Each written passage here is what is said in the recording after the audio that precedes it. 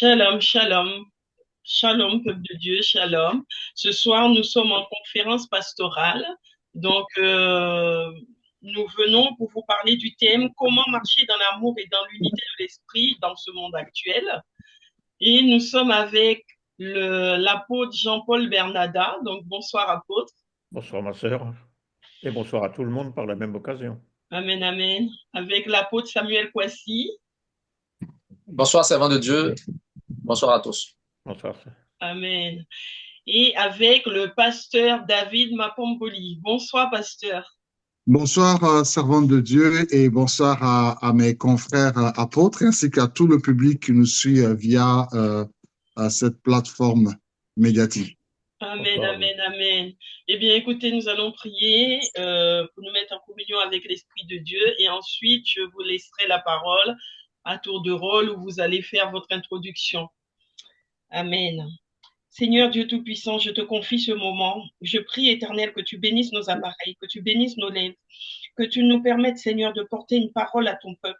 Que tout ce qui se dira ce soir, Seigneur, sur cette chaîne, soit une parole de bénédiction pour ton peuple, afin que les cœurs soient touchés, que les âmes soient gagnées, Seigneur, pour ton royaume. Au nom de Jésus. Et que ton esprit soit au milieu de nous, que nous soyons dans l'unité de ton esprit, au nom de Jésus. Amen.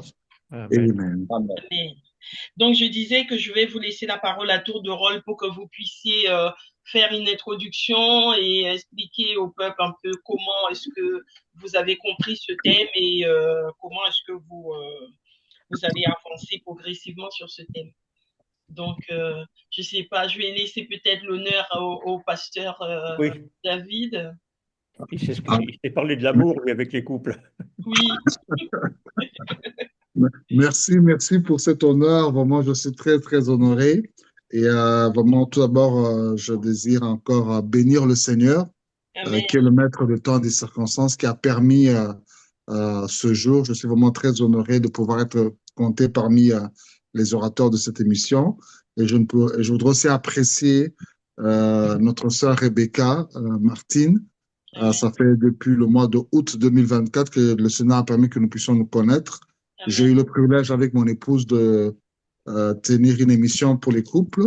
Et aujourd'hui, c'est une seconde intervention pour ce cadre sur le thème comment marcher dans l'amour et dans l'unité de l'esprit dans le monde actuel. Alors, ce que je pourrais apporter comme apport, c'est que je voudrais toucher d'un côté la marche dans l'amour et de l'autre côté toucher aussi un peu en ce qui concerne l'unité de l'esprit. Tout cela globalement dans ce monde actuel. Alors, commençons d'abord par comment marcher dans l'amour. Je voudrais qu'on prenne un passage dans le livre de Éphésiens au chapitre 5, le verset 1 jusqu'à 2. Donc, je prends ma Bible dans Éphésiens chapitre 5 et nous lisons le verset 1 jusqu'à 2.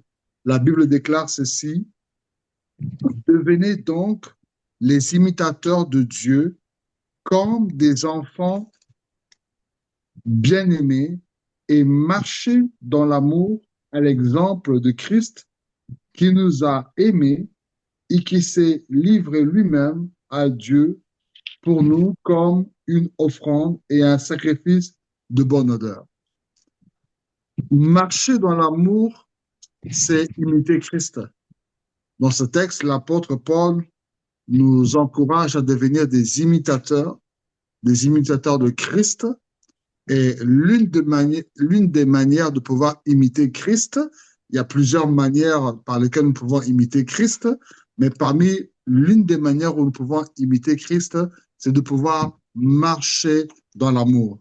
Et au verset 2, Paul nous montre que comment Christ a marché dans l'amour. L'exemple, c'est que il nous a aimés et il s'est livré lui-même à Dieu pour nous comme une offrande et un sacrifice de bonne odeur. Donc, il y a eu l'amour et puis il y a eu aussi le sacrifice. Il nous a d'abord aimés et ensuite il s'est sacrifié. Et donc, lorsque nous parlons de comment marcher dans l'amour, nous sous-entendons ce que comment nous devons aimer les autres et comment pouvons-nous aussi nous sacrifier pour les autres.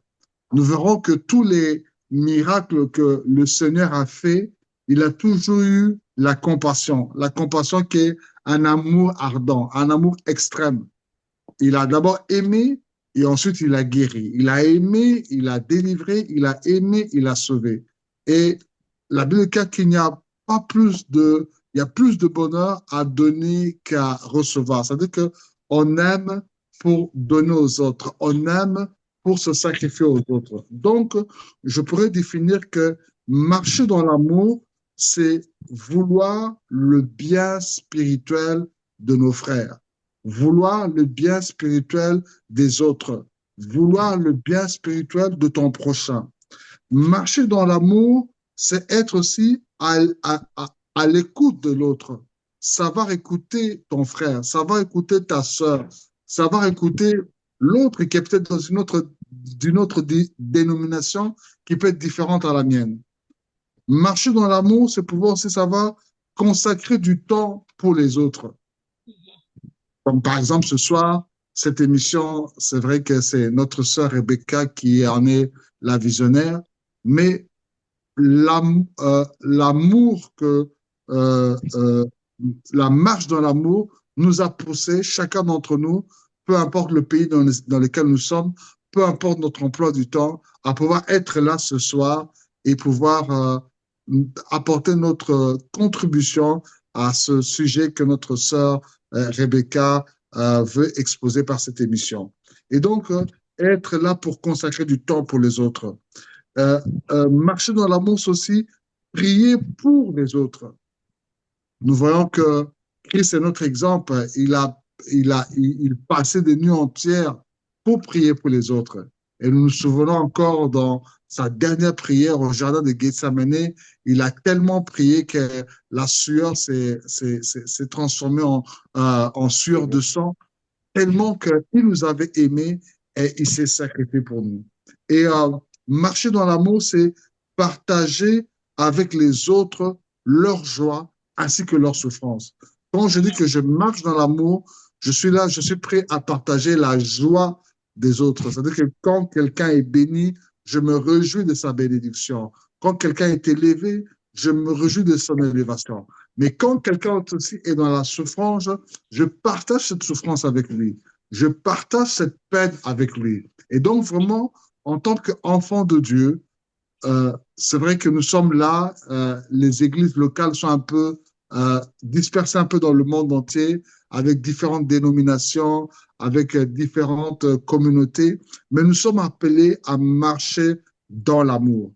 Et Jésus nous dira que aimez-vous les uns les autres, ainsi on vous reconnaîtra en tant que mes disciples. Quand nous marchons dans l'amour, c'est à ce moment-là qu'on reconnaît que nous sommes vraiment des disciples du Christ. Je vais donner un exemple.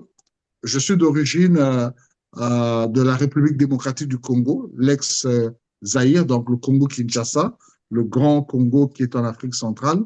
Et donc, vous dites? Mingi. Ah, Olobara Lingala, apôtre. Nzamba Pambolo, merci beaucoup. Amen, amen. C'est formidable. Donc, dans notre pays, le Congo, la plupart des écoles, les élèves portent des uniformes. C'est peu d'écoles où les gens portent la tenue comme ils veulent, mais sur 100% en tout cas, 95% des écoles portent des uniformes. Mais ce qui est intéressant, c'est que chaque école se distingue, malgré que toutes les écoles portent des uniformes, mais chaque école a des uniformes spécifiques. Vous verrez que dans d'autres écoles, c'est blanc et bleu. Dans d'autres écoles, c'est noir et blanc. Dans d'autres écoles, c'est rouge et bleu. D'autres ont des chemises de telle mesure. D'autres ont des pantalons taillés de telle manière. Et quand tu es dans la rue, quand tu vois tel uniforme, tu sais identifier, ah, ça, ce sont des élèves de telle école. Ça, ce sont des élèves de telle école. Ils sont identifiés par leur uniforme. Et de même aussi, l'amour devrait être aussi l'uniforme de nous les enfants de Dieu, de nous les serviteurs de Dieu, qu'on puisse nous identifier, quand on voit les actes d'amour que nous posons, la manière dont nous marchons dans l'amour, en sachant rechercher le bien spirituel des autres, en étant à l'écoute des autres, en nous consacrant du temps pour les autres, en priant pour les autres, en partageant avec eux leurs joies et leurs souffrances. Les gens, lorsqu'ils nous voient, ils peuvent le reconnaître. Ça, c'est réellement un enfant de Dieu. Ça, c'est réellement des chrétiens. Ça, c'est réellement des serviteurs de Dieu. Alors, rapidement, je voudrais aller sur le deuxième volet, parce qu'on a dit comment marcher dans l'amour et dans l'unité de l'esprit. Il y a marcher dans l'amour, mais aussi marcher dans l'unité de l'esprit. Et là, il y a un passage qui m'a intéressé, toujours dans le livre d'Éphésiens, dans Éphésiens chapitre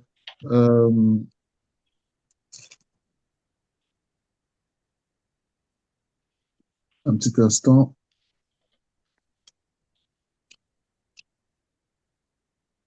Éphésiens 4, non? Voilà.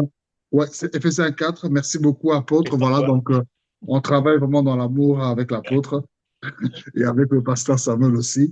Alors, donc, c'est ça. Amen. Dans Éphésiens chapitre 4, le verset 1 à 3, on dit, je vous exhorte donc, moi, le prisonnier dans le Seigneur, à marcher d'une manière digne de la vocation qui vous a été adressée, en toute humilité et douceur, avec patience, vous supportant les uns aux autres avec amour. Écoutez, et là, ce qui me touche, sur le verset 4, on dit, vous efforçant de conserver l'unité de l'esprit par le lien de la paix. Si on peut déjà aller à partir du verset 3, on dit que non, il faut s'efforcer, il faut fournir des efforts. L'unité de l'esprit, c'est pas quelque chose qui se en claquement de doigts. Il y a toute une démarche. Et là, maintenant, quand on remonte plus haut, au verset 1, là, Paul dit non, je vous exhorte d'une manière, moi, votre prisonnier du Seigneur, d'une manière digne de votre vocation qui vous est adressée, marchez en toute humilité. Ça demande de marcher en toute humilité, ça demande d'avoir de la douceur, ça va demander de la patience et ça va nous supporter les uns les autres. Parce que chacun d'entre nous, j'ai des qualités, j'ai des défauts. L'apôtre Bernard a des qualités, il a des défauts. Le pasteur Samuel, l'apôtre Samuel a ses qualités, a ses défauts. Mais maintenant, lorsque nous sommes ensemble, pour que nous puissions être dans l'unité, ça va nous demander, bien aimés, à savoir nous supporter les uns les autres. Ça va demander à ce que nous puissions avoir de la patience. Ça va nous demander à marcher dans l'humilité. Et tout cela, ce sont les efforts que nous devons fournir pour être en unité. Voilà pourquoi vous verrez que il y a souvent il y a des organisations qui se font des pastorales de pasteurs, des réunions des serviteurs de Dieu. Mais la plupart du temps, ça commence bien, mais après, ça se casse parce que tel avait dit ceci, parce qu'il y a eu une course au leadership, parce que tel poste, je ne l'ai pas utilisé. Pourquoi? Parce que euh, l'ennemi comprend la puissance qu'il y a dans l'unité. Et donc, nous devons bien nous efforcer. C'est quelque chose où chacun doit se surpasser, dépasser son ego, avoir beaucoup d'humilité, beaucoup de douceur et surtout nous supporter les uns les autres. C'est-à-dire que malgré les défauts de mon frère, je suis capable de le supporter. Et lorsque nous marchons dans cette unité de l'esprit, c'est à ce moment-là que le psaume 131 s'accomplit qui déclare qu'il est doux et agréable à deux frères de demeurer ensemble. C'est là que Dieu répand la vie et la bénédiction pour toujours. Et nous nous souvenons de la tour de Babel, cette tour que les hommes étaient en train de construire. Ils étaient unis, ils construisaient cela, mais le seul bémol, c'était qu'ils ne le faisaient pas pour la gloire de Dieu, ils voulaient se faire un nom à eux. Et Dieu, voyant cela, a dit non, avec cette unité qu'ils ont, rien ne peut les empêcher. Pour les empêcher, il va falloir que je change le langage, qu'ils ne parlent plus la même langue, qu'ils ne se comprennent plus, qu'il n'y ait plus une unité d'esprit entre eux. Et à ce moment-là, il y a eu la diversité de langues, ils ne se comprenaient plus et les travaux n'ont pas pu avancer. Mais si ils gardaient cette unité d'esprit et qu'ils avaient des bonnes valeurs en eux, c'est-à-dire que non, on ne fait pas cette tour pour notre propre gloire, mais c'est pour la gloire de Dieu, eh bien, le Seigneur ne les aurait pas empêchés de continuer ces travaux. Et donc, nous avons besoin, à l'heure actuelle, alors que euh, le Seigneur est à sa porte, alors qu'il y a encore une grande moisson d'âmes que le Seigneur veut sauver, alors que Dieu veut encore que son Église puisse être glorieuse afin qu'il vienne avant de venir l'enlever, nous devons, en tant qu'enfants de Dieu, en tant que serviteurs et servantes de Dieu, en tant que ministres de l'Évangile, marcher ensemble dans l'amour et marcher dans l'unité. Nous sommes différents, mais il est possible d'avoir l'unité dans la diversité et la diversité dans l'unité. Et la preuve est là ce soir.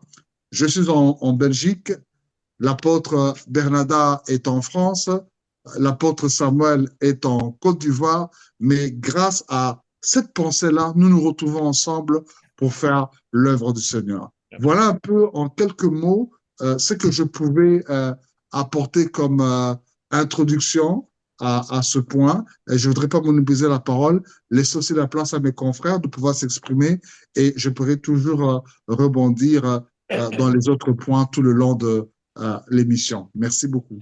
Amen, amen. Merci, pasteur. Merci beaucoup. Eh bien, on va laisser la parole à l'apôtre Bernada ou l'apôtre Samuel, celui qui veut parler en premier. Apôtre Bernada, Ça m'est égal. allez-y. Bah, peut-être, moi, je voudrais commencer. Alors, c'est vrai que je voulais parler de l'amour, mais je voudrais parler de ce que. Alors, je suis tout à fait d'accord avec ce que vient de dire le pasteur à tout niveau, mais c'est par rapport au verbe supportez-vous les uns les autres. C'est vrai, comme le disait le pasteur, un peu supporter, on pense souvent à supporter le caractère des autres, à supporter ceci, cela, mais si on prend la racine ancienne du mot, supporter les autres, ce n'est pas ça.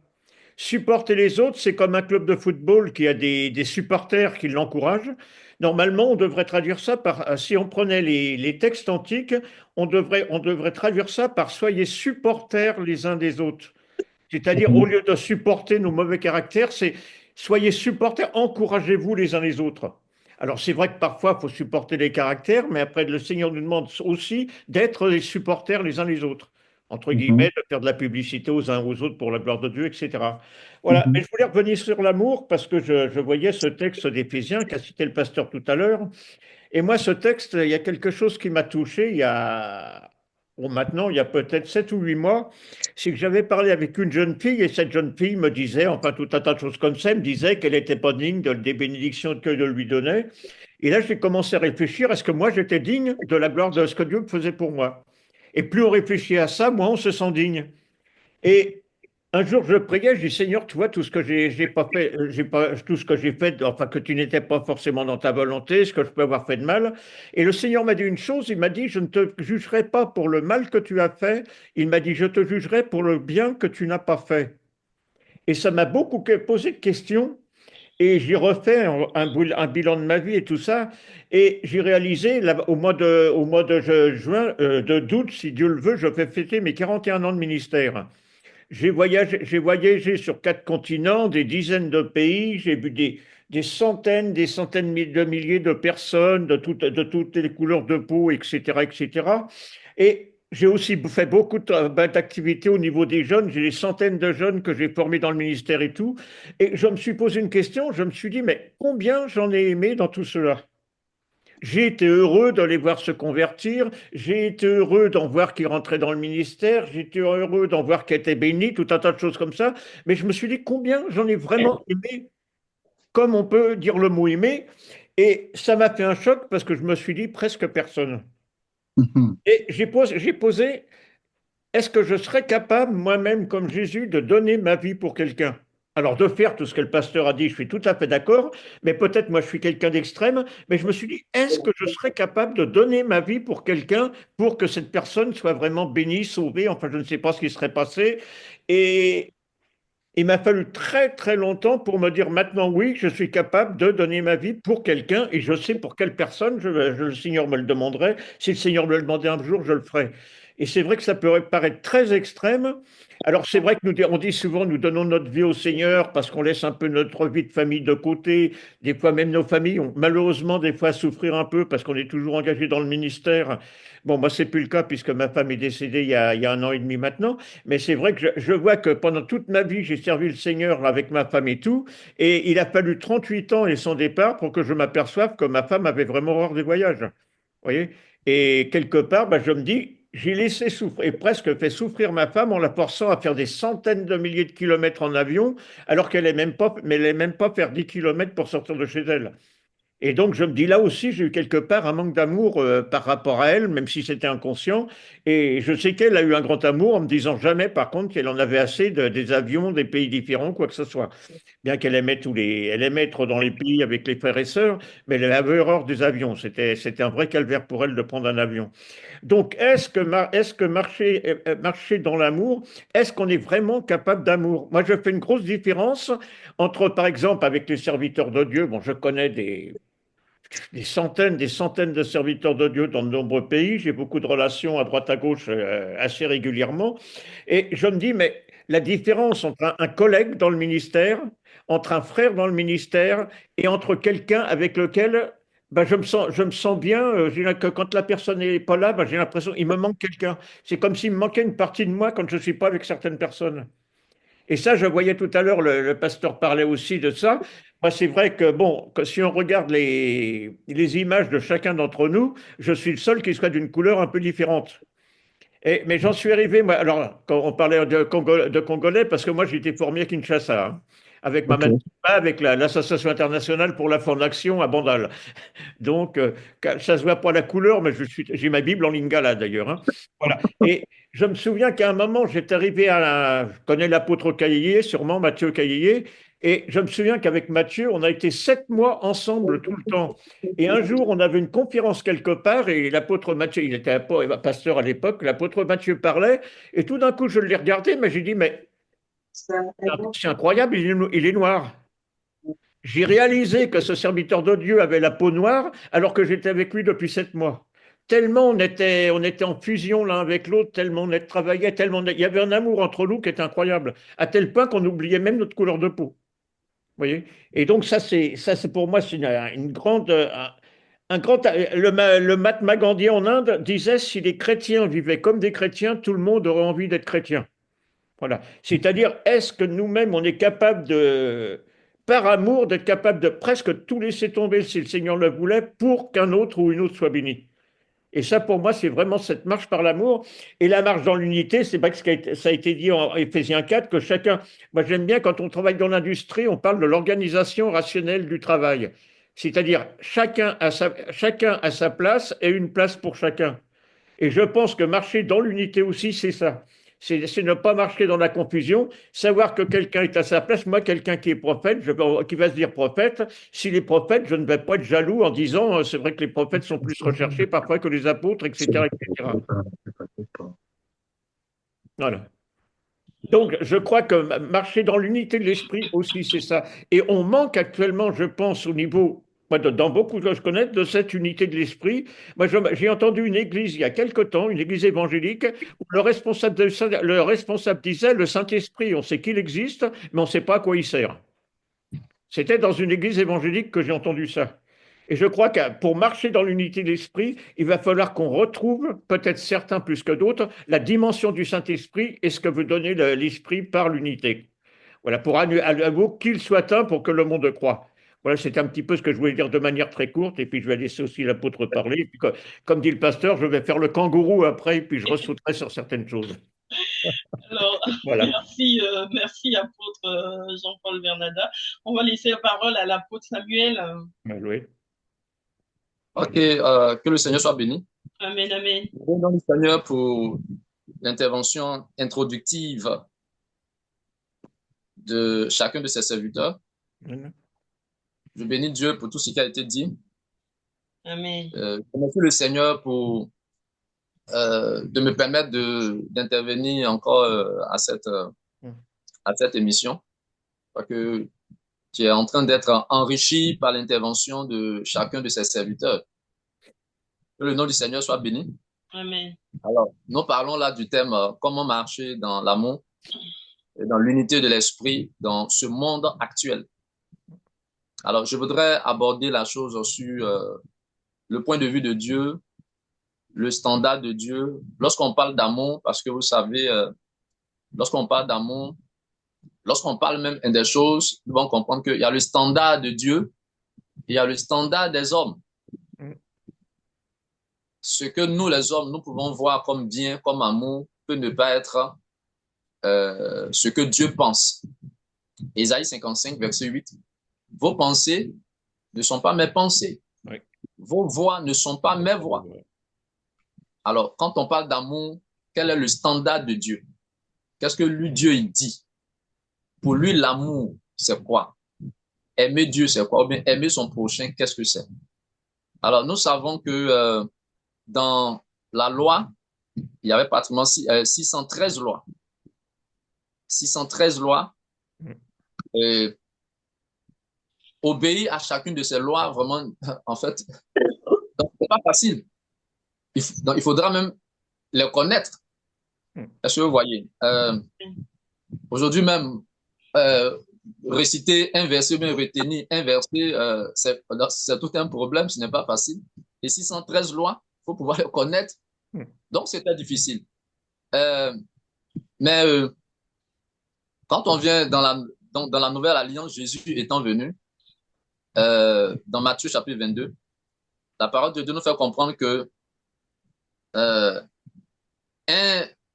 donc quelqu'un va poser la question donc à Jésus, un docteur de la loi, il va poser la question à Jésus, à savoir quel est le plus grand commandement dans la loi.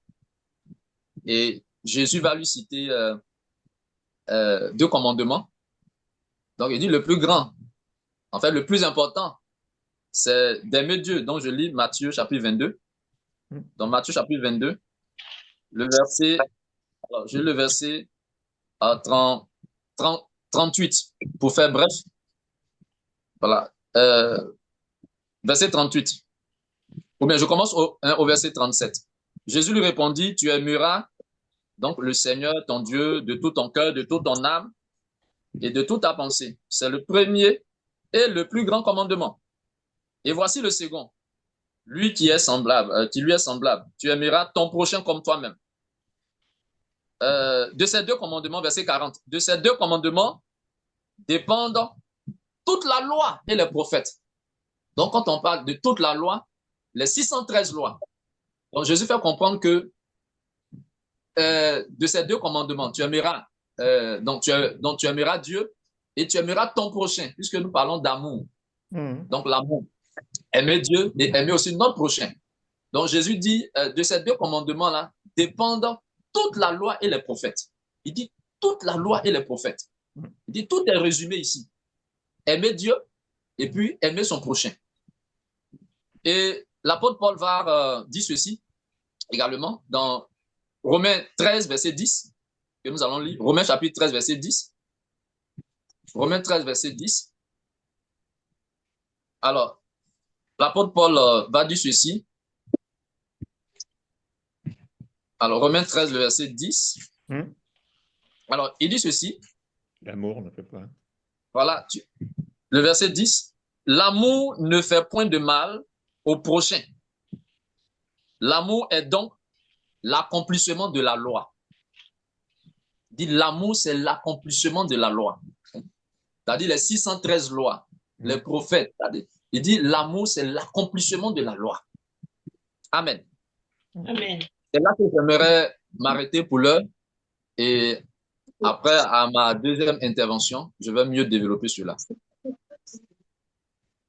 Mais moi, j'aurais une question à vous poser parce que, effectivement, tous les trois, vous exprimez un peu l'amour, comment vivre dans l'amour. Mais en fait, quand je vous écoute, c'est beau, c'est vraiment, c'est bien, c'est beau d'entendre parler ainsi de l'amour.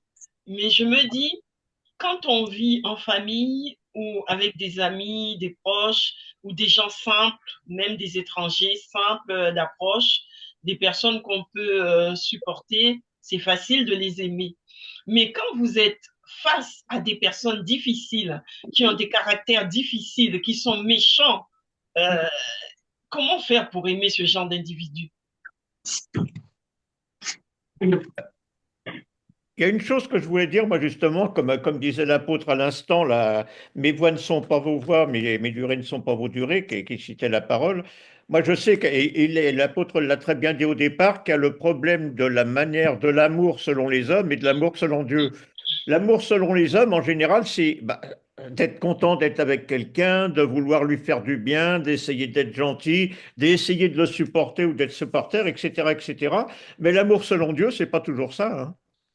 L'amour spirituel, c'est autre chose. L'amour spirituel, c'est parfois le Seigneur, quand il a permis le déluge ou quoi que ce soit, quand Jésus a frappé les marchands du temple quand il est passé à Jérusalem, c'est pas que Jésus manquait d'amour, c'est qu'il avait justement beaucoup d'amour pour Dieu et beaucoup d'amour pour les hommes et qu'il voulait les remettre entre guillemets, dans le droit chemin. Donc l'amour selon Dieu, c'est pas forcément toujours humainement de la gentillesse, contrairement à l'amour humain.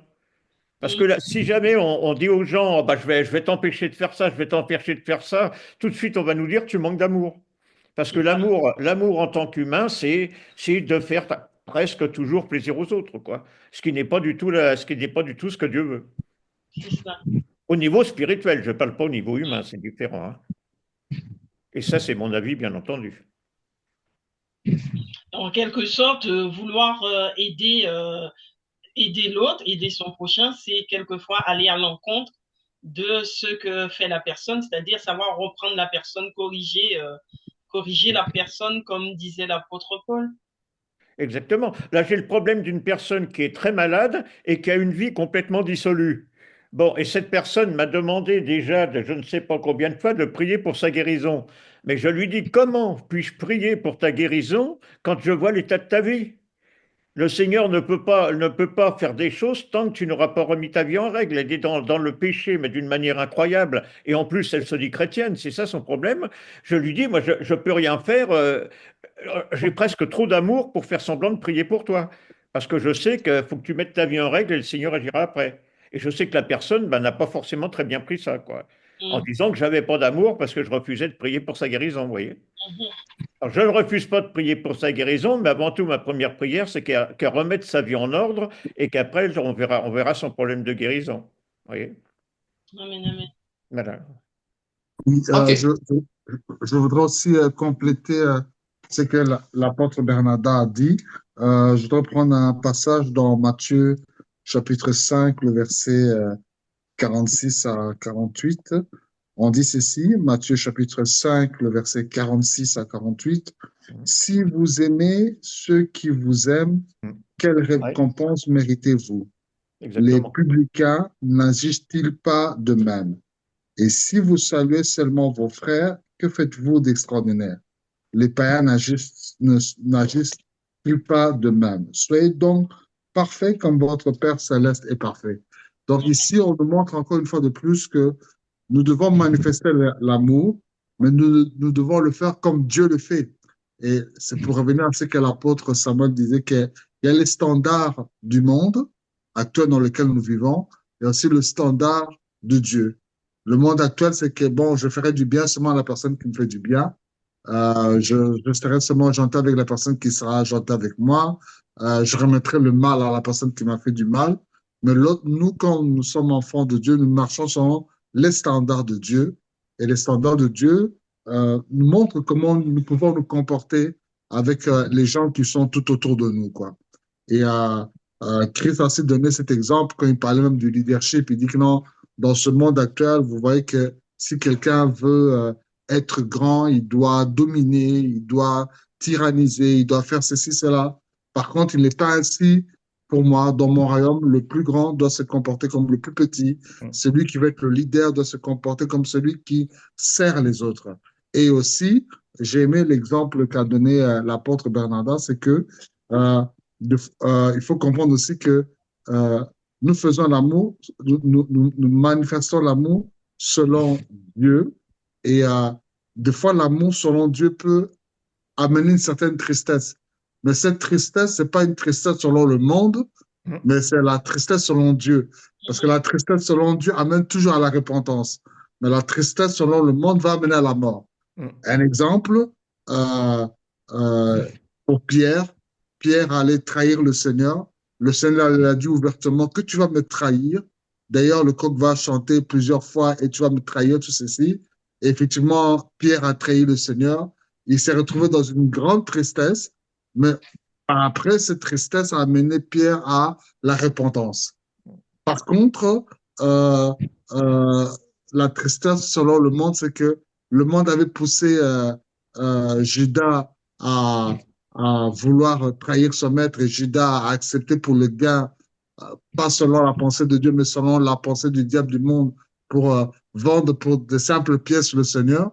Lorsqu'il a vendu le maître, il réalise qu'est-ce qu'il a fait et il a une grande tristesse, mais c'est la tristesse selon le monde qui l'amène pas à la repentance, mais qui le pousse à mourir. Et donc, une personne, quand elle vient, même si je l'aime, mais je dois, par amour pour Dieu, je dois pouvoir lui dire la vérité. C'est-à-dire que non, oui, effectivement, une personne, tu peux lui dire que non, bon, tant que tu es dans le péché comme cela, Dieu ne peut pas agir. Mais si tu te sépares de cette chose-là, tu verras la main de Dieu. Ou soit l'homme avec lequel tu vis, même si tu soutiens notre ministère financièrement, mais tu vis avec le mari d'autrui, je te le dirai que l'homme avec lequel tu vis n'est pas ton mari pour que tu puisses être sauvé. Parce que si je dis non, je ne vais pas dire la vérité pour pas la blesser, elle va donner son argent, mais pour se retrouver demain en enfer. Et cette personne va regretter, mais pourquoi vous ne m'aviez pas dit la vérité? Donc, vous voyez, donc, nous devons manifester l'amour, mais l'amour selon les standards de Dieu. Et l'amour selon les standards de Dieu, il y aura des moments où, à cause de l'amour, il y a une douceur qui va se manifester, mais aussi à cause de l'amour, il faudra aussi une certaine dureté, une dureté peut-être qu'une personne ne va pas comprendre, mais c'est selon Dieu. Cette dureté, c'est pour nous amener vers la repentance. Quoi. Amen, amen, amen. Je crois que l'apôtre Samuel voulait parler. Oui, ok, je bénis Dieu pour les interventions des uns et des autres, de ces serviteurs. Alors, j'aimerais étayer mes propos, disant que selon le standard, Dieu a son standard, parlant d'amour, comprenant que Dieu a donné sa parole pour la vie éternelle. Parce que le but pour lequel Dieu a donné sa parole, pour la vie éternelle. Souvenons-nous de l'apôtre Pierre, qui disait, à qui irions-nous? Jean 6, verset 68. À qui irions-nous? Tu as les paroles de la vie éternelle. Sachant qu'il y a certains disciples qui s'étaient séparés de Jésus, qui se sont retirés de Jésus. Ils n'ont plus marché avec Jésus. Alors, donc c'est là que Pierre a dit, tu as les paroles de la vie éternelle. Donc nous voulons la vie éternelle. Donc le but de la parole de Dieu, c'est la vie éternelle. Maintenant, voyons ceci.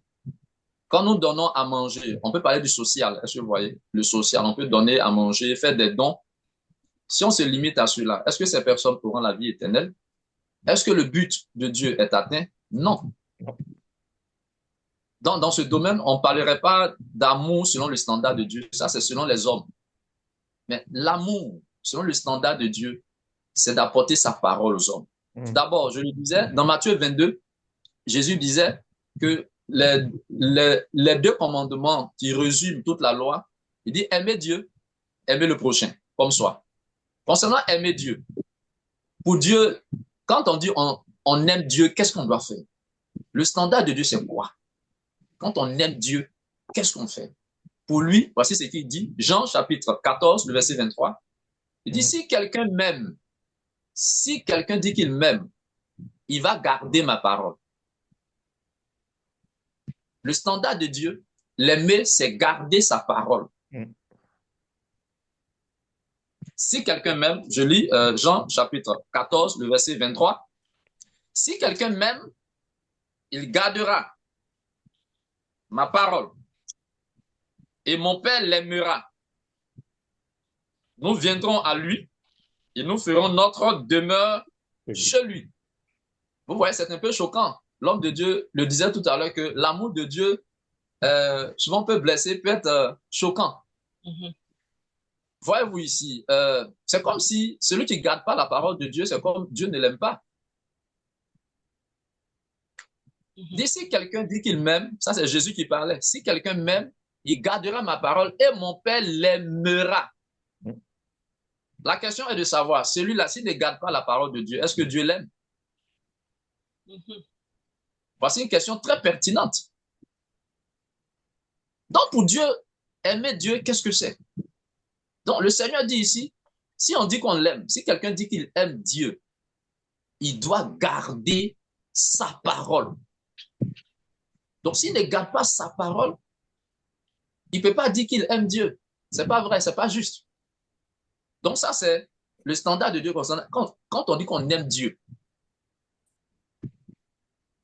il a dit, si vous m'aimez, gardez ma parole. Si vous dites que vous m'aimez, gardez ma parole. Maintenant, lorsque nous gardons vraiment la parole envers notre prochain, pour qu'on soit unis, qu'est-ce qu'il faut faire? Il faut apporter cette parole qu'on a gardée à ces personnes, d'où l'évangélisation. Pour que les gens aient la vie de Dieu, qui sortent du péché. Pour rejoindre donc l'apôtre Bernardin, qui sortent de la vie de péché. Voici le standard de Dieu concernant l'amour, pour que ceci ait la vie éternelle. Maintenant, ce qu'on va faire à côté, ça, c'est selon le standard des hommes. Le social, aider les gens, ici, ça, voilà, ça, c'est selon le standard des hommes. Être avec quelqu'un, mais le standard de Dieu, l'aimer, c'est garder sa parole. Et quand on garde sa parole, forcément, il faut la partager, cette parole, avec le prochain. Donc, il faut évangéliser. Et on évangélise avec la parole. Amen. Donc, vous voyez que ça paraît choquant. Mais, comme l'autre Dieu le disait, on doit imiter Dieu. Donc, le verset a été cité, Éphésiens chapitre 5, le verset 1. Soyez les imitateurs de Dieu. Donc, si on doit imiter Dieu, Dieu, qu'est-ce qu'il lui dit? Il dit, si on dit qu'on l'aime, on doit garder sa parole. Et envers le prochain, montrer cette unité, il faut qu'on leur apporte cette parole qu'on a gardée. On évangélise, il faut qu'on prêche la parole. Que les gens sortent du péché, reçoivent la vie de Dieu, la vie éternelle.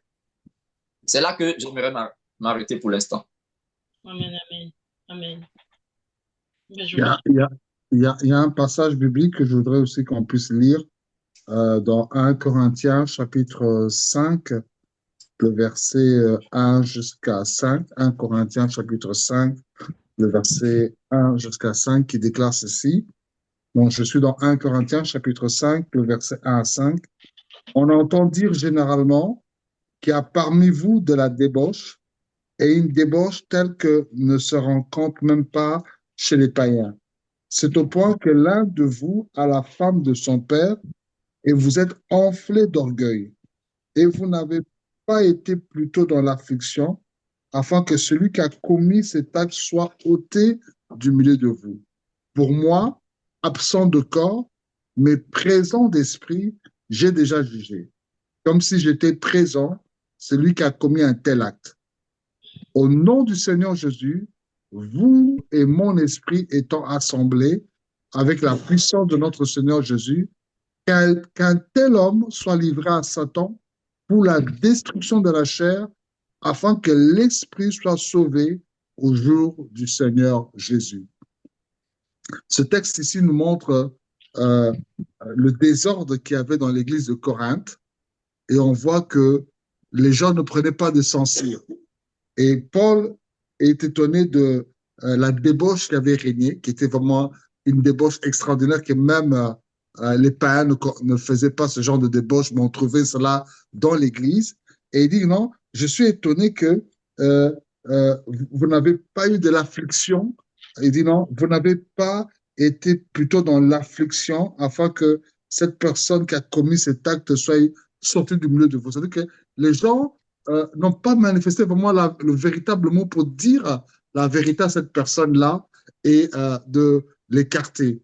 Et puis Paul dit non, je crois que je suis absent de vous, mais en étant uni d'esprit, il dit que tel homme, que cet homme qui a commis cette chose-là, puisse être livré à Satan. Mais moi, la phrase qui me touche, il dit livré à Satan pour la destruction de la chair, afin que l'esprit soit sauvé. Donc, vous voyez que ce sont des paroles dures. Il livre, que sa chair soit détruite, mais le but, c'est que si sa chair s'est détruite, mais quand même son esprit puisse être sauvé.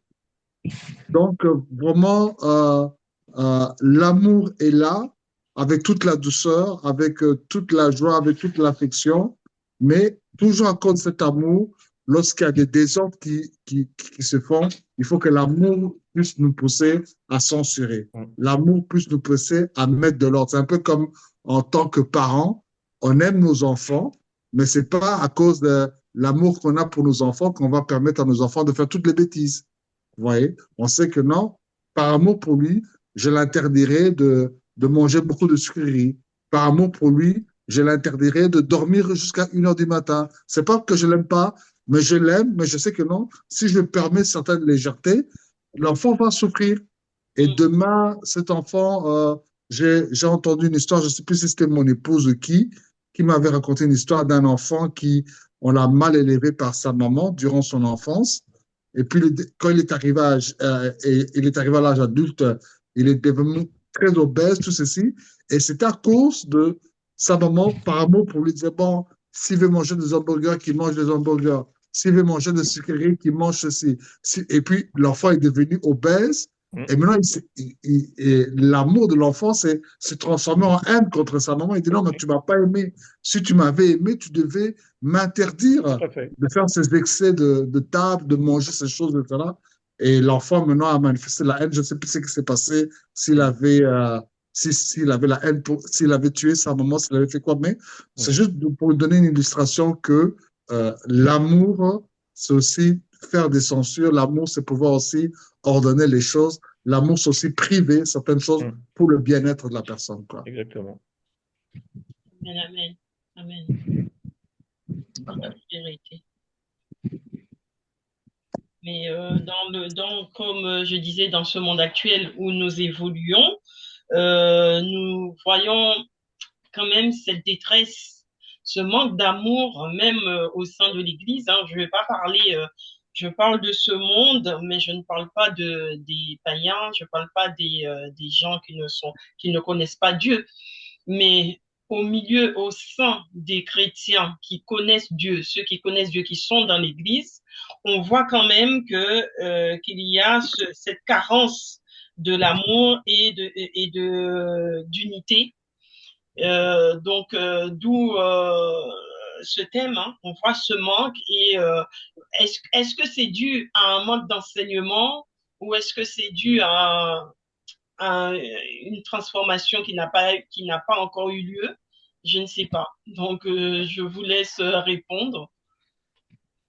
Ok, moi, ce que j'aimerais dire à ce sujet, dans la suite de mes propos, quand on prend un peu Jacques, nous sommes en Christ, nous sommes en chair, et nous marchons et nous voulons marcher par l'esprit.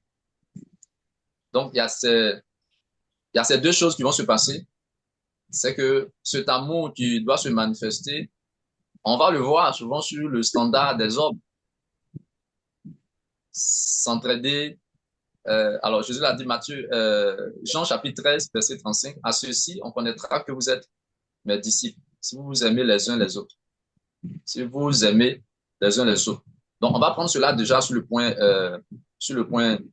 point physique, hein, dans nous entraider.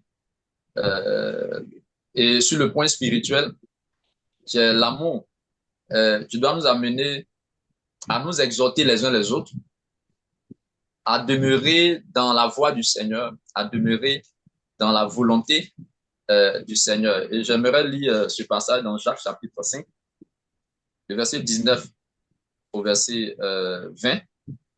Jacques, le chapitre 5, verset 19 au verset 20, qui dit ceci. Mes frères, si quelqu'un parmi vous s'est égaré loin de la vérité et qu'un autre l'y ramène, sachez que celui qui ramène un pécheur de la voie où il s'était égaré sauvera son âme de la mort et couvrira une multitude de péchés. Donc, en le faisant ainsi, nous devons nous entretenir par la parole de Dieu, par la parole du Seigneur. C'est cela manifester l'amour, le véritable amour selon Dieu. Mhm. Alors, si cela n'est pas, alors maintenant, si je vais vers le frère et que je lui parle pour le ramener et qu'il ne veut pas, comment est-ce que je peux marcher dans l'unité d'esprit? Non, c'est pas possible. Mhm.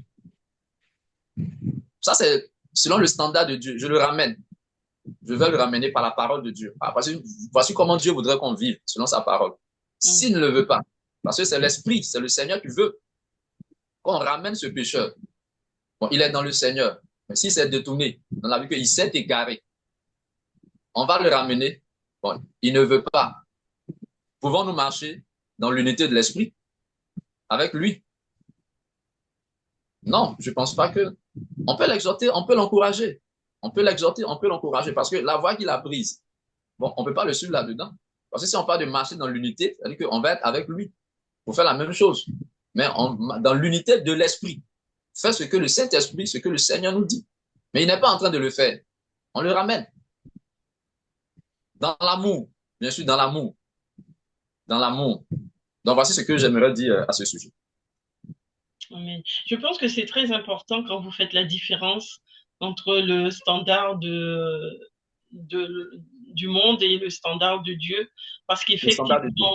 qu'effectivement, nous sommes souvent sur le curseur du monde, et ce qui fait que le comportement, le jugement, c'est toujours qualifié en fonction du standard du monde.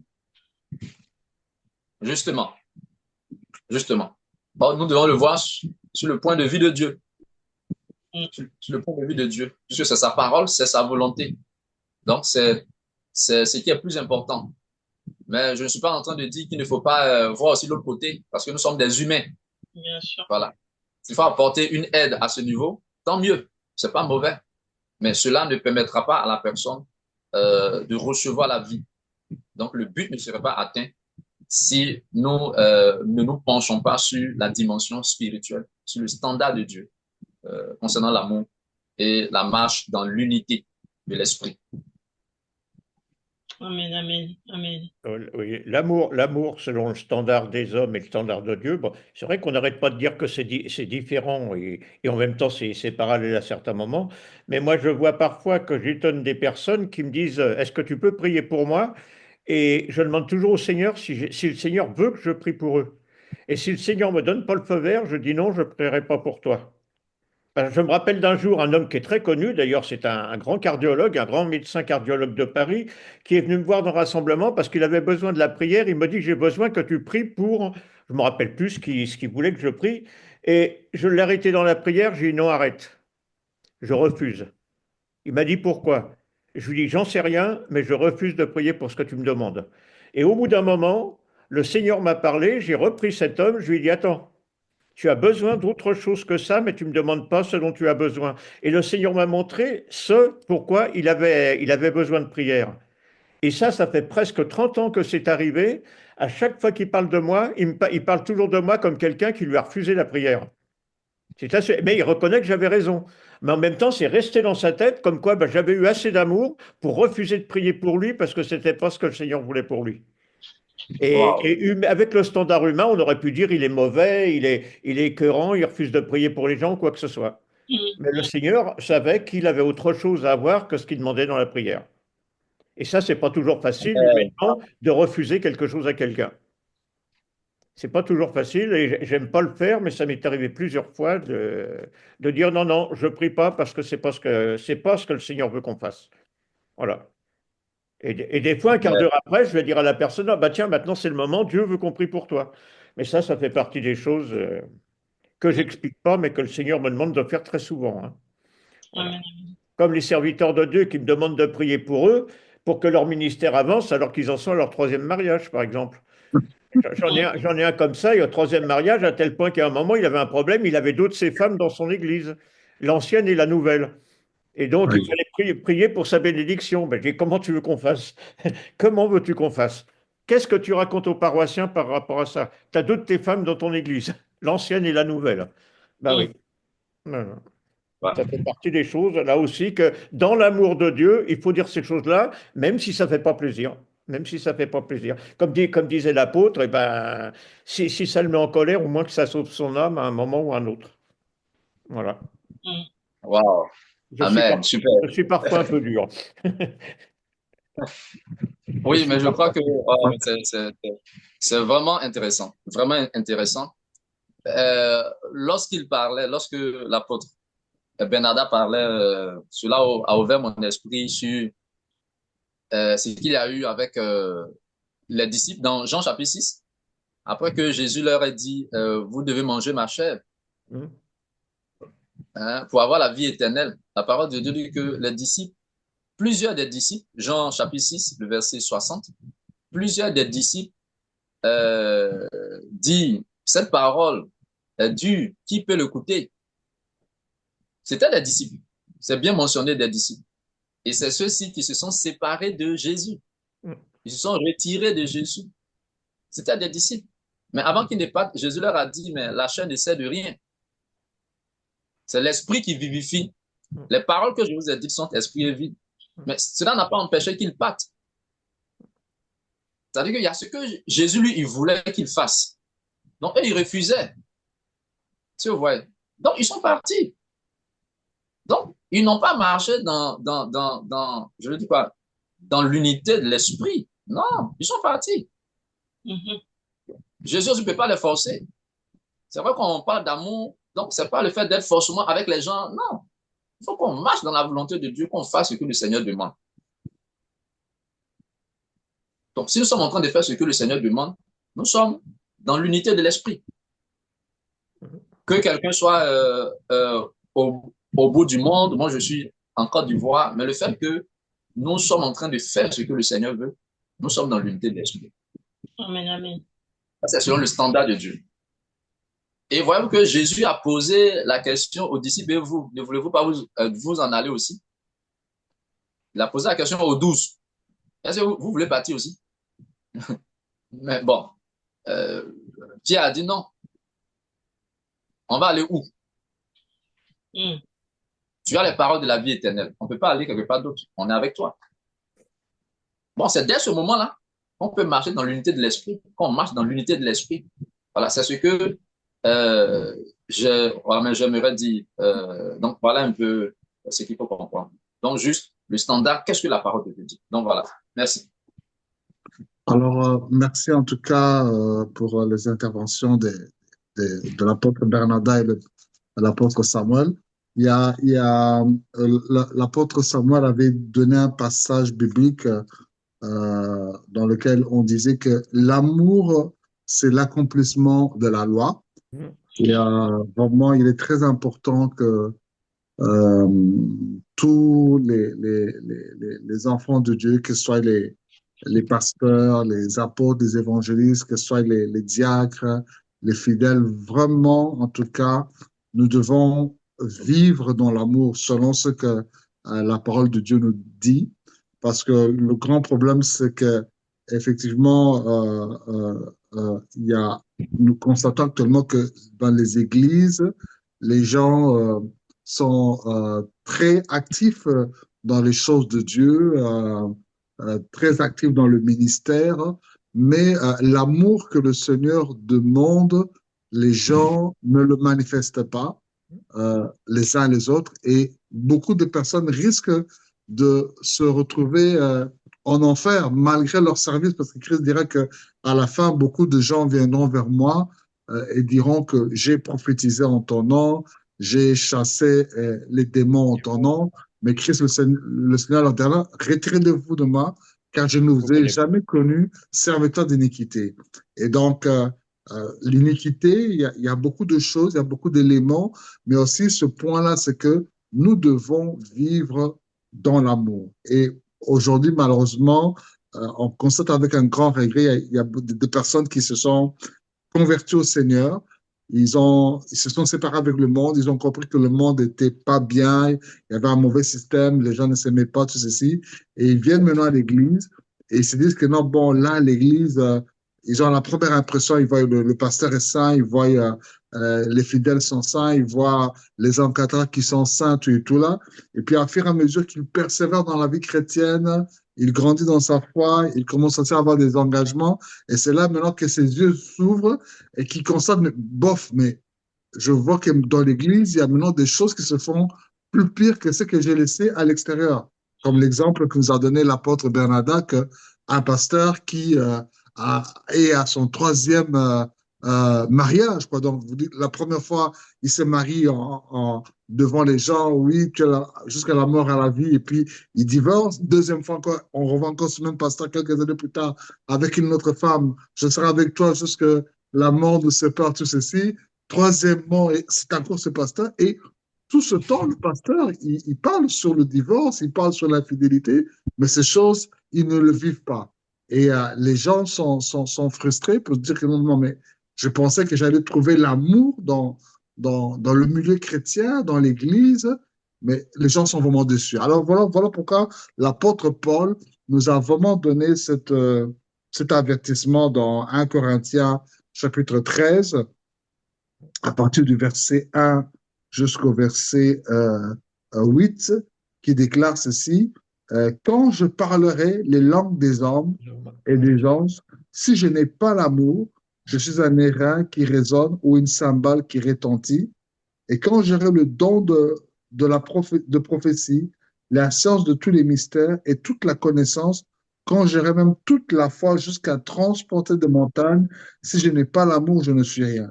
Et quand je distribuerai tous mes biens pour la nourriture des pauvres, quand je livrerai même mon corps pour être brûlé, si je n'ai pas l'amour, cela ne sert à rien. Et puis, il explique l'amour est patient, il est plein de bonté, l'amour n'est pas envieux, l'amour ne se vante pas, il n'enfle pas d'orgueil, il ne fait rien de malhonnête, il ne cherche point son intérêt, il ne s'irrite point, il ne soupçonne point le mal, il ne se réjouit point de l'injustice, mais il se réjouit de la vérité, il excuse tout, il croit tout, il espère tout, il supporte tout. L'amour ne périt jamais. Les prophéties seront abolies, les langues cesseront, la connaissance sera abolie. Donc, dans ce texte ici, on nous montre toutes les activités que nous avons dans les églises, dans les ministères. Les gens parlent en langue, les gens prophétisent, les gens ont la connaissance des mystères, les gens ont la foi qui transporte les montagnes, les gens font les œuvres sociales pour aider les démunis, mais tout cela doit trouver comme fondement l'amour. Et cet amour doit marcher par, on donne des exemples, l'amour doit être patience, doit être plein de bonté, l'amour ne doit pas aimer le mal, l'amour doit se réjouir de la vérité et toutes ces choses. Donc vraiment, cet amour est vraiment très important. Et par rapport à la question que tu avais posée à la sœur Rebecca, le peuple doit être enseigné sur ces choses. Parce que ça veut dire que mon peuple périt parce qu'il lui manque la connaissance. Et cette connaissance-là vraiment est importante, qu'elle puisse être inculquée au peuple dans toute la vérité, afin que, même si il n'y a pas d'église locale, je dis parce qu'il y a seule l'église corps de Christ qui est parfaite, mais même s'il n'y a pas aucune église locale qui est parfaite à 100%, mais que toutes les églises locales puissent tendre vers la perfection selon cette parole de vivre dans l'amour, quoi. Amen, amen, amen. Alors, nous avons perdu l'apôtre Samuel qui me dit qu'il a un problème de connexion. OK. Donc, on espère qu'il pourra revenir au moins pour la fin. Moi, je pensais à une chose, c'est en vous écoutant tous les trois, c'est que je me disais que peut-être que on parlait d'église, est-ce que c'est pas un problème de jugement?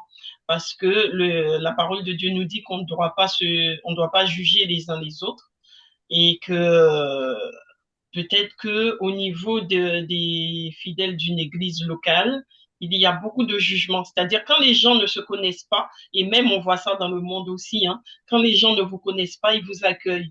À partir du moment qu'ils commencent à se familiariser avec vous, dès que la familiarité se présente, il n'y a plus le respect, il n'y a plus le même regard. C'est le jugement rentre. Il y a le jugement qui rentre et les gens commencent à se juger les uns les autres, ce qui fait qu'ils perdent la raison pour laquelle ils sont réunis tous ensemble.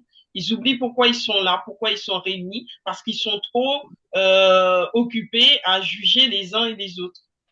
Enfin, ça, c'est ma vision, hein. Il y a une Oui, chose par rapport à cette histoire de jugement qui me pose toujours question, c'est que si par exemple je dis que vous avez une belle robe, c'est pas que je juge que votre robe est belle, c'est que je constate que vous avez une belle robe. Et parfois, quand on constate quelque chose, les gens ont l'impression qu'on les juge. Et ça, c'est un problème aussi. Si on ne dit pas quelque chose qui plaît à certains, et dans le monde chrétien comme ailleurs, les personnes ont l'impression qu'ils sont jugés, alors qu'on constate simplement, je dis j'ai les yeux marrons, bah, c'est pas un jugement, c'est une constatation, j'ai les yeux marrons, c'est comme ça. Et c'est pas, je ne dis pas, bah, j'ai les yeux qui sont pas beaux parce qu'ils sont marrons. Mm, Donc il faudrait aussi voir que souvent, alors bien sûr, il y a aussi des jugements parfois, mais souvent constater un fait, ce n'est pas juger. Et mm, avoir de l'amour, constater quelque chose dans le sens de l'amour, c'est l'opposé justement du jugement, même si ça ne plaît pas à la personne à qui on dit la chose. Et ça aussi, il faudrait que le monde chrétien arrive aussi à comprendre, quoi. Qu'on peut avoir un avis différent sans ou ne pas être d'accord quand quelque chose n'est pas dans la volonté. C'est ce que m'a dit Dieu. Le Seigneur m'a dit, je ne te jugerai pas pour ce que tu as fait de mal, je te jugerai pour ce que tu n'as pas fait de bien. Voilà. mm. Et, et ça, j'allais dire, il ne faut pas non plus confondre le jugement et la constatation de quelque chose qui est fait pour aider quelque chose. Un jugement, en général, c'est fait plutôt pour punir, c'est vrai, c'est fait plutôt pour... voilà. Quand quelqu'un il est jugé par un tribunal, en général, il a un problème, il va en prison, quoi que ce soit. Un tribunal ne constate pas les problèmes, il juge les problèmes. Un chrétien doit constater les problèmes et ne pas les juger. Parce que Malheureusement, dans les églises, c'est pas ce qu'on voit. Certes, il y a les constatations, mais il y a beaucoup plus de jugements que de je constatations. sais, Quand je je sais. Il y parle a de aussi, il y a jugement, aussi quand je pense au manque d'amour, moi je me souviens quand j'étais tout jeune converti, ça faisait quelques semaines que j'étais converti, et moi je suis toujours en avance. Ça c'est terrible, et je suis toujours au moins 15 minutes d'avance quand je suis quelque part. Et un dimanche, je suis arrivé à l'église en avance. Et devant, au premier rang, il y avait trois femmes qui étaient assises, trois, j'oserais dire entre guillemets, trois sœurs. Et je ne sais pas pourquoi, alors que l'église était grande, je me suis assis derrière. Et elles parlaient entre elles et tout ça. Et il y en a une quatrième qui est rentrée dans la salle. Il y en a une qui s'est retournée, qui a dit aux autres dans l'oreille, on va regarder, elle est mal habillée, ceci, cela, va regarder comment elle est. Enfin, c'était terrible. Et quand la personne s'est approchée de ces trois qui l'avaient jugée ou quoi que ce soit, les trois se sont levés en l'embrassant, en disant, ma sœur, on est contente que tu es là, on t'aime, on t'aime, on t'aime. Et moi, cette hypocrisie m'a tellement mis en colère, je me suis levé, je suis parti de l'église en courant. Heureusement, il y avait un frère qui faisait le protocole à l'entrée, qui m'a attrapé, il m'a dit, qu'est-ce qu'il y a qui va pas? Ben, je lui ai dit, tu sais, c'est aussi pourri dedans que dehors, je préfère rester dehors. Tout ça parce qu'il y avait un jugement, il y avait une hypocrisie dans l'Église et tout ça. Et moi, nouveau converti, moi, quand je me suis converti, je croyais que tous les chrétiens étaient parfaits. Bon, moi, j'ai compris depuis que ce n'était pas le cas. Mais bon, à ce moment-là, quand j'entendais ces jugements, que j'entendais ce qui se passe dans l'Église, ça a failli me faire perdre ma conversion. J'avais peut-être 3 semaines de conversion, c'est tout. Vous voyez? Donc c'est important de ne pas avoir ce faux amour avec un grand sourire qui n'est pas toujours la volonté de Dieu, parce que c'est de l'hypocrisie plus que de l'amour. Malheureusement, ça arrive un peu trop souvent dans nos églises. Hein. Pas les vôtres, parce que vos églises sont parfaites, mais j'en connais aussi qui sont moins parfaites, quoi. En Belgique, ils sont tous parfaits, donc il n'y a pas de problème, je les connais, mais bon. après, il y a un autre positionnement encore, c'est qu'on dit que, bon, l'Église, nous savons que dans l'Église, les personnes qui viennent, ce sont des personnes, c'est un peu comparé à un hôpital, ce sont des personnes qui viennent pour être soignées. Donc, on ne doit pas trop s'arrêter au fait que les gens sont comme ci ou comme ça. On doit pouvoir surpasser ça, surmonter ça et, euh, et puis avancer.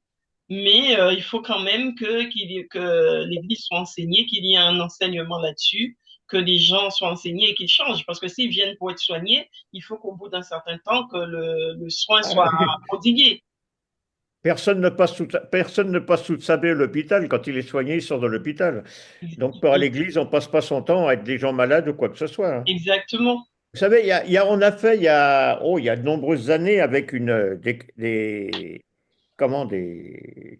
pour pas citer Casarema TV, bon, la chaîne de télévision, on avait fait une nuit de prière à Paris et le thème c'était trop, c'est trop. Et on était 12 orateurs, il y avait Mamadou Karambiri, on était 12 orateurs et on prenait une demi-heure et la réunion a duré, je crois, 13 heures et tout ça. Et je me souviens que moi j'avais choisi le thème Dieu en a assez.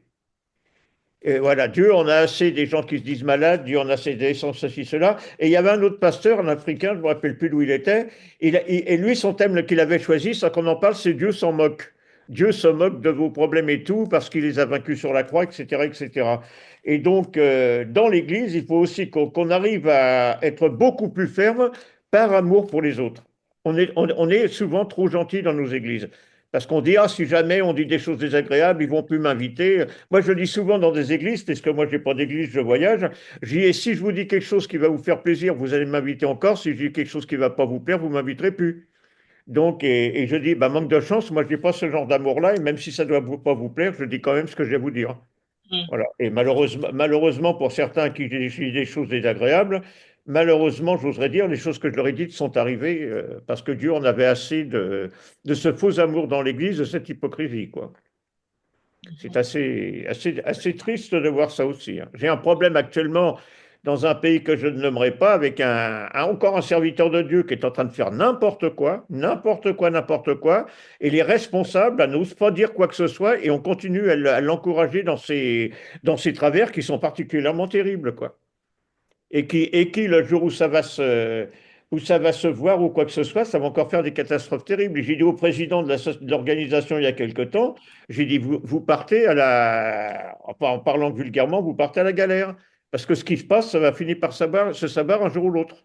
Mm. Donc, arrêtez, soi-disant par amour ou par ceci, cela, d'encourager cet homme, ce serviteur, moi je dis cet homme parce que pour moi c'est même plus un serviteur de Dieu à ce point-là, à l'encourager à continuer avec toutes les déviances et toutes les erreurs qu'il fait depuis maintenant l'équivalent d'un an, quoi. Mm, Vous mm, voyez. mm. Donc pour moi, c'est pas de l'amour, ça. Amen, amen. Mm. Voilà. Eh Ouais, bien, c'est très profond, en tout cas, ce qu'a dit l'apôtre Bernardin. En tout cas, je m'accorde à lui à 100%.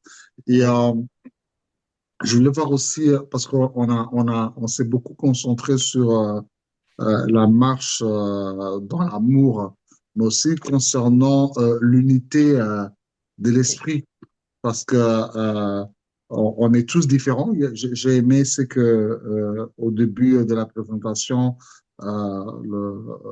l'apôtre Bernard a expliqué que non, bon, par exemple, lui, il est blanc, nous, nous sommes noirs, d'autres sont en Afrique, d'autres sont en Europe, tout ceci. Donc, il y a cette diversité que Dieu a mis en chacun d'entre nous, hein.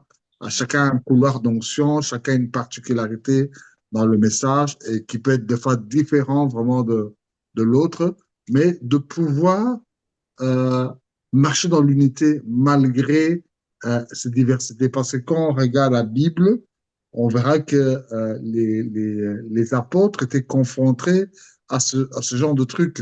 On constate d'abord déjà avec lorsque les apôtres que Christ a laissés, Pierre et tous les autres, et puis du coup, il y a un autre apôtre qui apparaît au nom de Paul qui n'a pas Hum. été là avec eux quand le Seigneur était là. Il a persécuté les chrétiens, on a dû l'accepter difficilement. Et puis après 14 années, il est revenu à Jérusalem.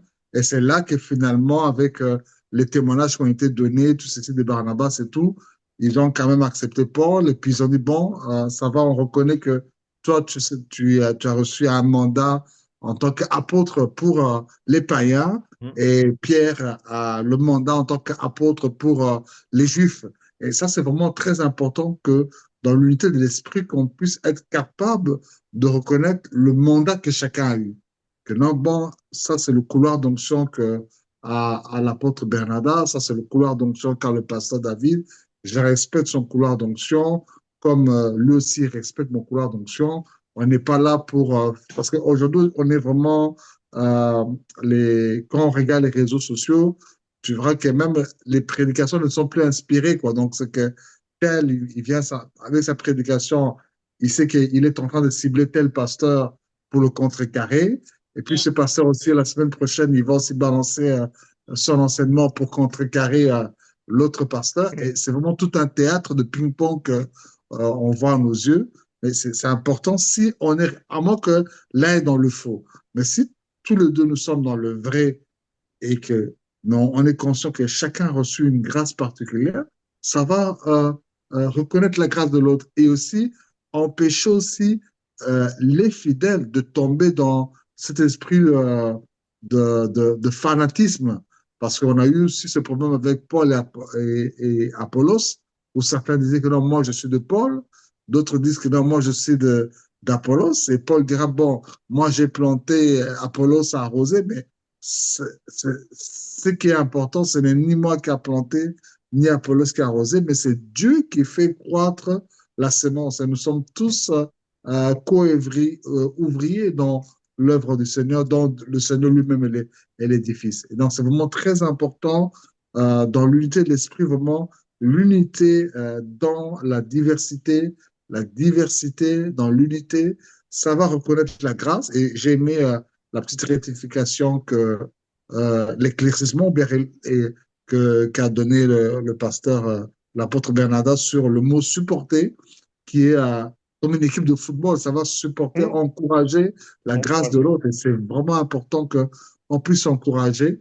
Moi, je sais que au début, quand le Seigneur m'avait ouvert ce couloir au niveau de faire un grand travail au niveau des familles, c'était pas accepté par tout le monde, accepté surtout par les pasteurs qui la vie conjugale pour eux n'est pas important, la vie familiale n'est pas importante. Donc, ces pasteurs n'acceptaient pas facilement cet appel-là. Mais il y a eu quand même d'autres personnes qui ont reconnu cette grâce et qui m'ont encouragé dans le couloir où le Seigneur m'a envoyé.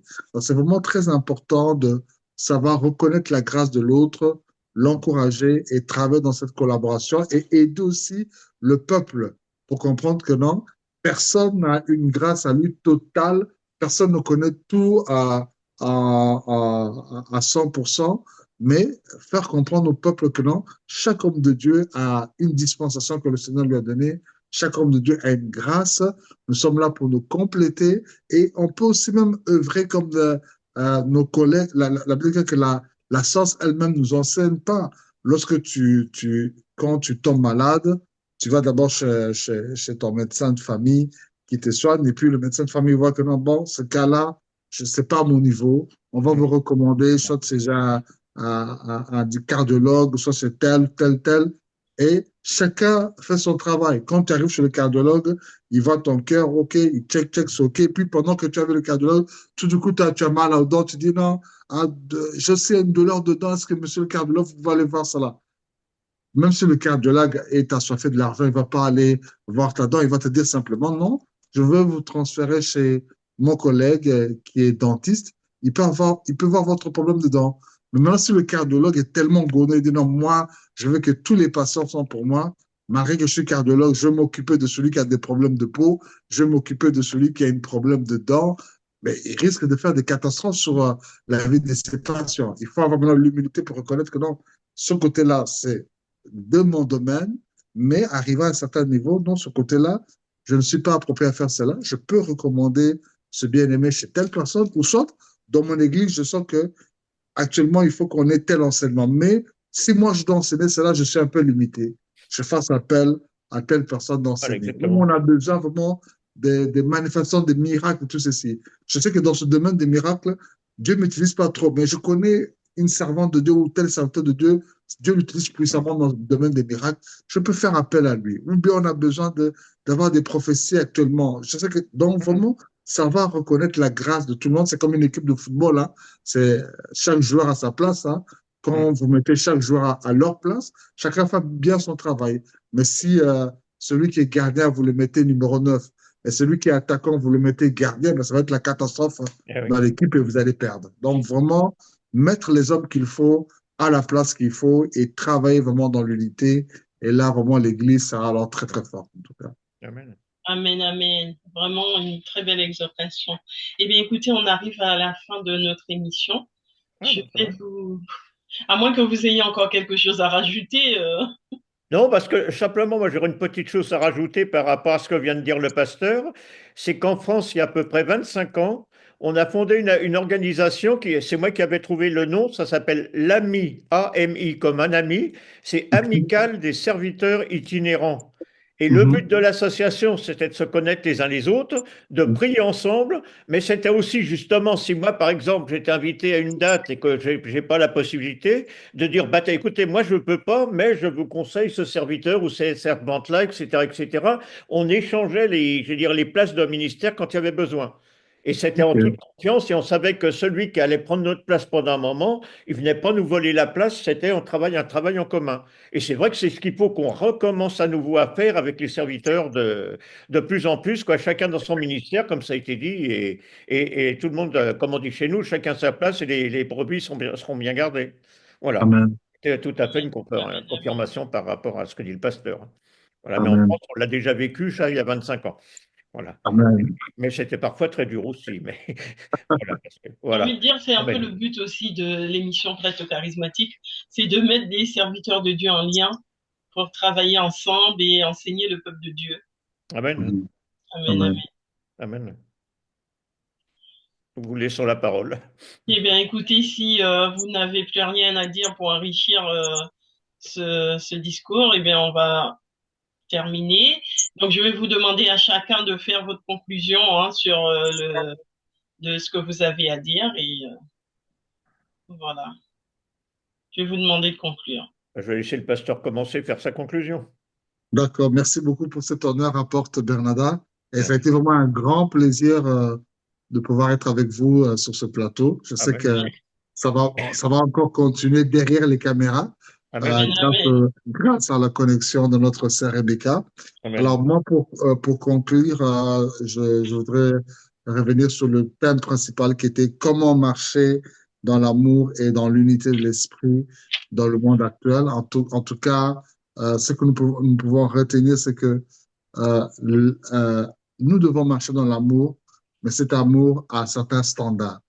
Et les standards dans lesquels nous devons marcher sont les standards de Dieu, parce que le standard du monde a certains principes qui peuvent des fois marcher en parallèle avec les choses de Dieu, mais des fois, c'est en dehors des choses de Dieu. Alors, il est très important de marcher dans l'amour selon les standards de Dieu et aussi d'être dans l'unité, comprendre que quand on est dans l'unité, c'est parce que ce n'est pas que nous allons tous fonctionner de la même manière, mais c'est vraiment dans la diversité. C'est comme dans un corps.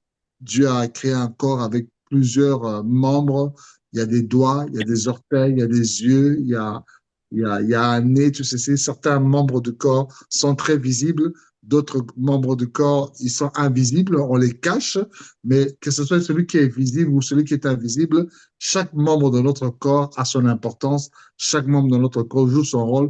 Il n'y a rien que Dieu a mis dans notre corps qui est là inutilement pour rien. Non, chaque partie de notre corps a une fonction. Et donc, nous devons comprendre cela que en tant qu'Église, en tant qu'enfant de Dieu, chacun d'entre nous, nous jouons un rôle important, mais nous devons vraiment être unis et accepter vraiment de travailler dans la diversité, dans l'unité et dans l'amour. En tout cas, voilà ce que je pourrais rajouter en quelques petits mots. Et je cède la parole alors à l'apôtre. Ah, merci, pasteur. Bah, moi, j'avais envie de terminer en disant la même chose et j'avais envie de terminer en disant bah, ce qu'avait dit l'apôtre Samuel, qu'on a perdu en cours de route, qui parlait tout de suite, il a commencé à parler du standard des hommes et du standard de Dieu.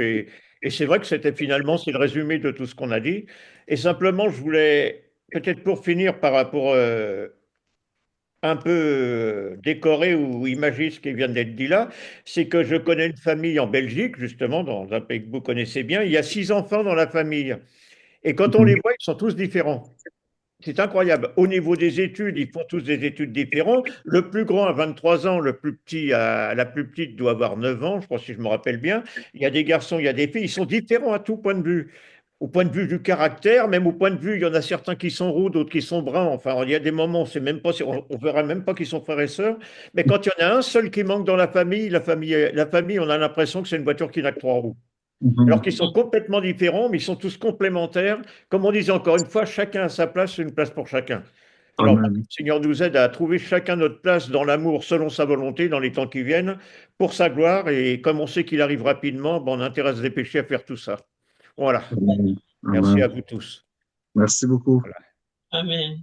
Eh bien, écoutez, je vous remercie, apôtre et pasteur, apôtre Jean-Paul Bernada et pasteur David. Merci à vous. Et puis, je remercie aussi l'apôtre Samuel Kwasi, hein, qui sûrement va nous entendre, même il n'est plus parmi nous. Il a un problème de connexion. Oui. Et je vous dis à très, très bientôt. Et vraiment, merci d'être venu sur le plateau charismatique. J'invite tous nos téléspectateurs à continuer à faire connaître l'émission Plateau charismatique. Et surtout, je vous invite à nous laisser des commentaires parce que j'ai constaté que les téléspectateurs ont du mal à commenter. Oui. Ils ont du mal à commenter ce que nous faisons. Donc, n'hésitez pas à nous laisser des commentaires et à donner votre opinion pour faire continuer aussi à travailler le thème. Voilà, voilà. Je vous dis à très bientôt. Merci. Merci à vous, à bientôt. Alors que le Seigneur continue de Bientôt. vous bénir et enrichisse richement cette émission.